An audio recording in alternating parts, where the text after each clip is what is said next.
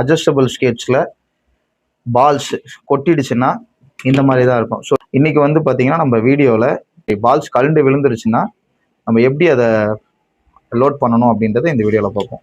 கழட்டி வெளியில் எடுத்துங்க. ஸோ இதில் வந்து பார்த்திங்கன்னா ஒரு வாஷர் இருக்கும், வாஷர் எடுத்துங்க.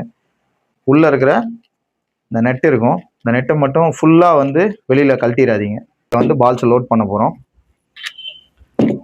நம்ம என்ன உங்களுக்கு சொன்ன மாதிரி வந்து பார்த்திங்கன்னா, அதாவது இந்த இன்னர் சைடில் 8 பாலும் இந்த அவுட்டர் சைடு 8 பால் இருந்தால் தான் வீல் ஈவனாகும். இப்போ இந்த ஸோ பால் சைஸ் வந்து சைக்கிள் ஷாப்பில் கிடைக்கும். வீலுக்கு வந்து இன்சைடில் 8 பாலும் அவுட்டர் சைடில் 8 பாலும். ஸோ பால்ஸ் நீங்கள் போட்ட உடனே அப்படியே வீலை வந்து மேல் நோக்கி நல்லா டைட்டாக பிடிச்சிக்கிட்டு மொத்தமாக ஸ்கேட்டிங்கை அப்படியே வந்து திருப்பிங்க. இந்த மாதிரி ரிவர்ஸ் திருப்பி இந்த வீல் வந்து அசையவே கூடாது.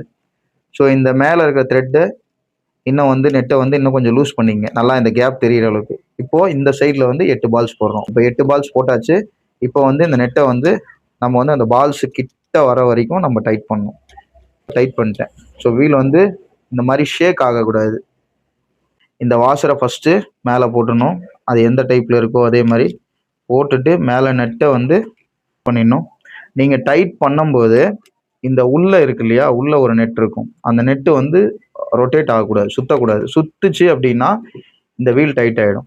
நெட்டு டைட் ஆகாத இது ஸ்லிப் ஆகாமல் நம்ம மேலே இருக்கிற நெட்டை மட்டும் டைட் பண்ணுறோம். ஓகே, இப்போ டைட் பண்ணியாச்சு. இப்போ வீல் வந்து பார்த்திங்கன்னா நார்மல் ஆகிடுச்சு. இப்போ பாருங்கள், ஃப்ரீ ஆகிடுச்சு. இப்போ வந்து வீலில் எந்த வித ஷேக்கும் கிடையாது. இப்போ எந்த வித ப்ராப்ளமும் இல்லை.